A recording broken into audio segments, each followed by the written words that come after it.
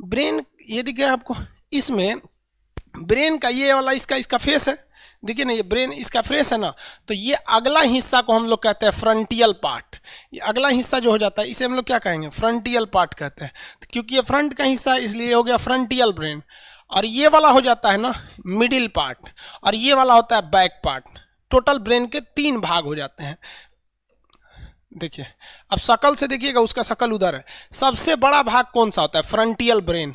सबसे बड़ा भाग फ्रंटियल ब्रेन होता है। टोटल ब्रेन का 66% यही हो जाता है, फ्रंटियल ब्रेन यही भाग हो जाता है फ्रंटियल। उसके बाद क्या हो जाता है आपका मिडिल, और सबसे नीचे गर्दन के पास क्या होता है, बैक होता है, बैक वाला भाग होता है। तो ब्रेन का तो शकल देख लिए आप लोग। इसे कौन सी हड्डी सुरक्षा देती है, क्रेनियम नामक हड्डी सुरक्षा देती है।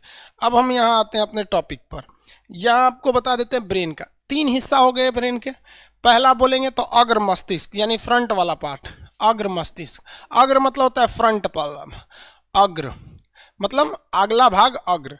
उसके बाद बीच वाला आएगा, तो बीच वाले को मिडिल में मध्य कहते हैं। उसके बाद क्या आएगा, पीछे वाला बैक वाला, इसे पश्च कहते हैं। फ्रंट वाला जो पार्ट होता है वो सबसे बड़ा होता है। इसके 3 हिस्से होते हैं, 3 अलग अलग पार्ट्स होते हैं, जिसमें आपसे सबसे ज्यादा क्वेश्चन सेरिब्रम से पूछता है। सेरी देखिए ब में इसे र है रम, सेरिब्रम सबसे बड़ा भाग, जो ये तो ऑलरेडी सबसे बड़ा होता है, उसका सबसे बड़ा, उसमें भी सबसे ज्यादा हिस्सा सेरिब्रम का होता है। सेरिब्रम हो गया। सेरिब्रम जो होता है इसे मस्तिष्क का सबसे आगे वाला भाग होता है, सबसे पहला भाग, इसलिए इसे हम लोग प्रमस्तिष्क कहते हैं।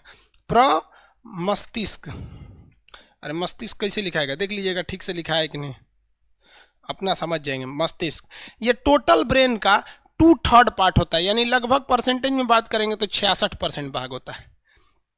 जो एग्जाम में क्वेश्चन पूछे जाएंगे यही 2 पूछे जाएंगे कि ब्रेन का सबसे ज्यादा पार्ट कौन घेरा है, तो आप बताएंगे अग्र मस्तिष्क। लेकिन दिक्कत ये होती है कि ऑप्शन में ही नहीं रहता अग्र मस्तिष्क, यानी फ्रंटियल ब्रेन नहीं रहता है, ऑप्शन में रहता है सेरिब्रम। तो ऑप्शन क्या लगाएंगे लोग, सेरिब्रम लगाएंगे। सेरिब्रम, सेरिब्रम कितना परसेंट होता है, तो 2/3 होता है, यानी 66% होता है। उसे क्या कहते हैं, प्रमस्तिष्क। अब इसका काम क्या होता है, ये हमारे शरीर में मेमोरी सिस्टम को पैदा करता है। मेमोरी यही कंट्रोल करता है। अगर जिसका सेरिब्रम खराब हो गया ना, उसकी मेमोरी अच्छी नहीं रहती है। अब आप किसी को देखते होंगे कि वो भुला जाता है कोनो बतिए, किसी को देखेगा तो कहेगा आप कौन है, तो लोग इशारा करें रे तोरे बाबूजी हैं, तो ओहो पापा पापा, भुला जाता है कोनो बतिया। तो जिसका सेरिब्रम कमजोर रहेगा उसकी याददाश्त कमजोर रहेगी। स्टूडेंट लाइफ में सेरिब्रम का मजबूत होना बहुत ज़्यादा जरूरी है। ये सेरिब्रम अगर मजबूत रहेगा तो जो पढ़े हैं वो हमेशा याद रहेगा। आप स्टूडेंट को छोड़िए ना, टीचर्स लोग का सेरिब्रम कमजोर रहता है, नोट्स देख के पढ़ाता है। हिंदुस्तान को बर्बाद करने में आधा योगदान टीचर लोग का भी है। हिंदुस्तान के लगभग 50 से 60% टीचर्स, खास करके जीएस सेक्टर में, अब हम तो जीएसए की बात करेंगे, बाकी को बात हम क्या करेंगे, वो नोट्स देख के पढ़ाते हैं। क्यों, क्योंकि बेचारे लोग का सेरिब्रम क्या है, कमजोर है। और आप लोग का अगर सेरिब्रम कमजोर है तो एग्जाम में भूल जाएंगे, मजबूत रहेगा तो याद रहेगा। अब ये बढ़ता कैसे है, तो इसके 2-3 रास्ते हैं बढ़ने के। सबसे पहले चीज़ क्या है, आपको हेडेक नहीं लेना है।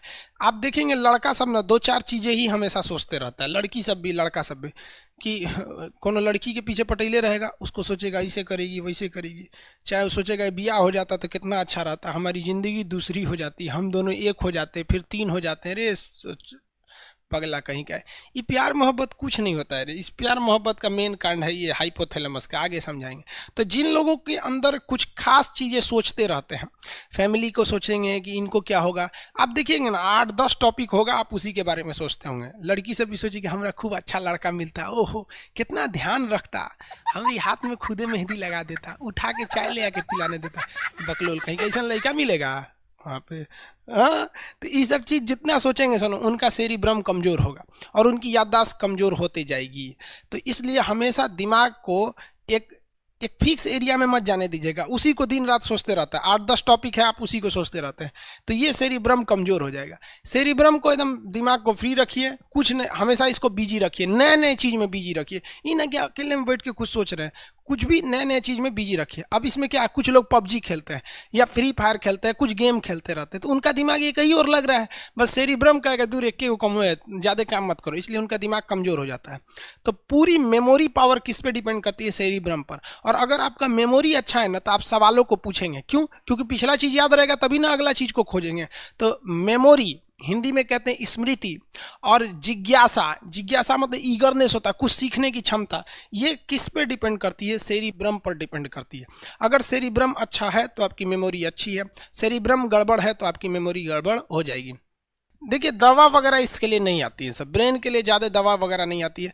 आप एक चीज़ खा सकते हैं, आयुर्वेदिक दवा है जिसका नाम है दिमागीन।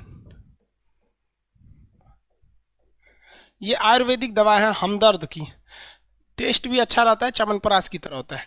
दिमागीन एक दवा होती है, लिख लेंगे लोग इसको, ये 1 चम्मच खाना होता है, ये आयुर्वेदिक है, नुकसान नहीं करता है।